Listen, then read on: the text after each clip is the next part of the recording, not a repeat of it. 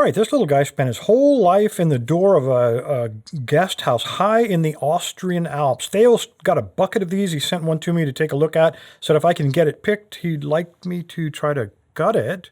He says they have something unusual in them. Anyway, got a Yale-style keyway. Not too bad. It's a no-namer, which I guess you'd kind of expect. When you look in the back, you can see a little cross, a threaded crossbar, and I suppose that's to keep, from people from sticking in a bypass tool. That would be my guess.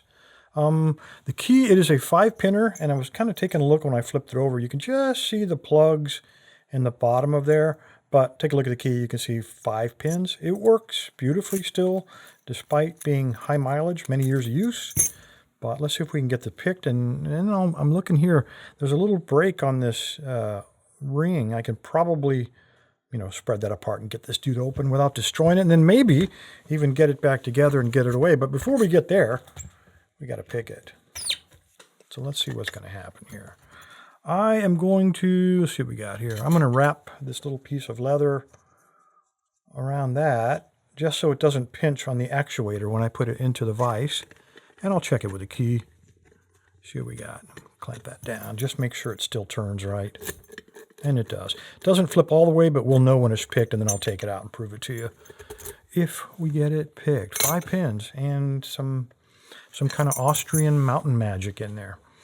All right, top of the keyway. Let's try the white one. And almost. We got to go with the blue one. Red, white, and blue.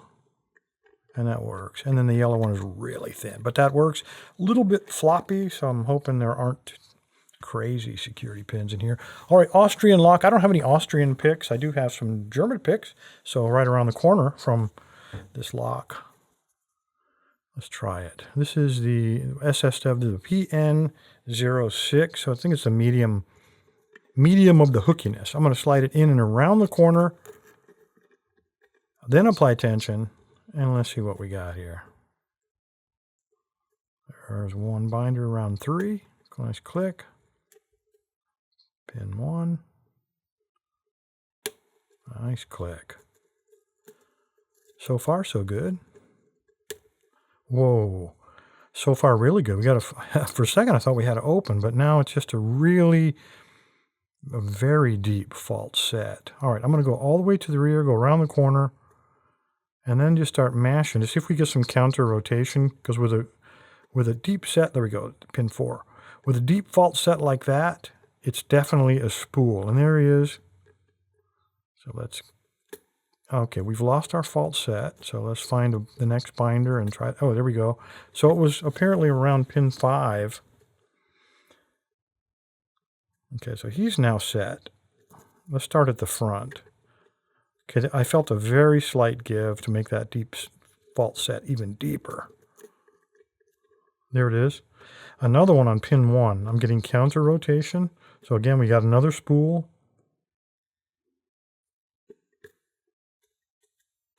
Wow.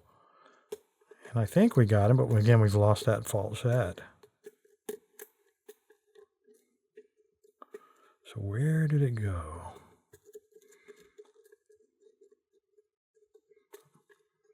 Okay, there probably won't be any counter rotation when you lose the fault set. It's probably a standard pin somewhere that has fallen back down. There it is, into shear line. And now we have what clearly is an open. Okay, so we got an open out of it. I didn't detect anything weird other than 2, possibly 3 spools. That's really all I felt in there. But according to Theo's note that came with the lock, there is some kind of weirdness. So let's pop it open and take a look. Yeah, it's only a 5-pinner. No claim to fame. I'm probably going to go ahead and speed up the camera as I try to figure out how to rip that washer out of there.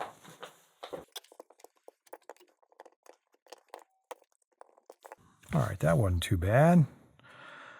All right, now let's see what we got here. I've got to take that actuator out, and I think there might be a slot on the back, and we can maybe push that detent down. That's my guess. Is that a detent? Yes, it is. Okay, so when we slide the core out, let's ignore that actuator. So let's turn this, let's see how we're looking here. Turn this like that so our pins are on the top side, and find a decent sized follower, see if that will work. And just, we have to push while we push that detent down. This is a little tricky. So I'm holding like that, push the detent down. Then I think I'm going to turn them a little. I don't want that detent popping into the upper chamber, so I'm going to turn this just slightly. And hopefully now, let's see if we can squeeze that out. Not yet. Okay, we are now stuck. Something has happened, and it is not good.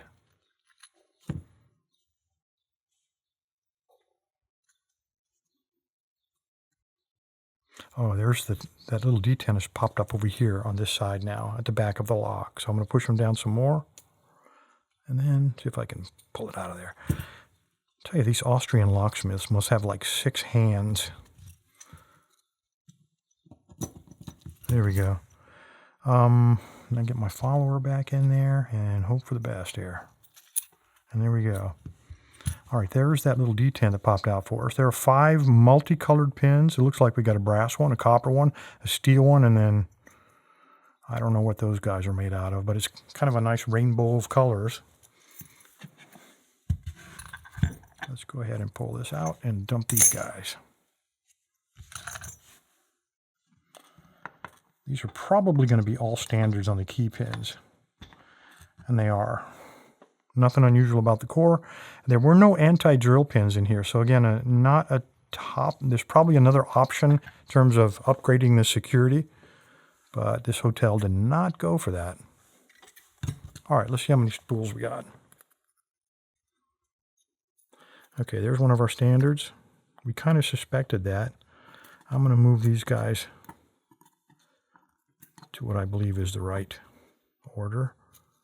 Okay, number 2 is definitely a nice sharp spool. 3 is a standard.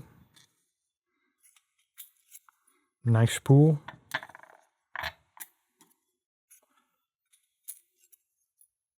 Standard. I don't see any weirdness in here, Theo. Yeah, nothing else in there. I mean, just the springs that we would expect. Oh! I do see some weirdness. And there's probably going to be some more of those. Let's see if we can pull it out. And there's another one. Okay, so what we're looking at, I think this is what Theo's probably talking about. There's nothing unusual about the pins, and we'll take a look at those in a minute. But there is something unusual about the springs. You notice we have 2 of the springs have these little ball bearings on the inside. And you guys can correct me if I'm wrong, but I believe these are probably anti-bump ball bearings. That's going to cause a delay so that that particular chamber will bounce at a different rate than all the rest of them when somebody tries to use a bump key. That is, and you know, that's something I kind of would expect. I've never seen it in a lock before, but I would expect that in a hotel lock for sure. All right, let me get these all lined up here, get these guys turned around, and I'll show you what I'm talking about on the pinning. All right, just the only unusual thing we had are those ball bearings and those 2 springs and 2 really sharp spools. And again, unusual in the fact that we have what appears to be a steel one, a brass one, a copper one, and I don't even know what those are. They're just really dirty. But anyway, guys, there you go. Straight out of the Austrian Alps from Theo. Appreciate your time, guys. Stay safe. Stay legal.